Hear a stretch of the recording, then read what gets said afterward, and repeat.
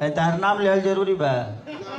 दीपक भैया, चलिए हमारे दीपक भैया और हमारे दोनों बड़े भाई आ गए। अरे अरे चलिए, और बीना मानवी जी हमारी बहन, इनका भी आशीर्वाद मिला। तार नाम ले जरूरी बा।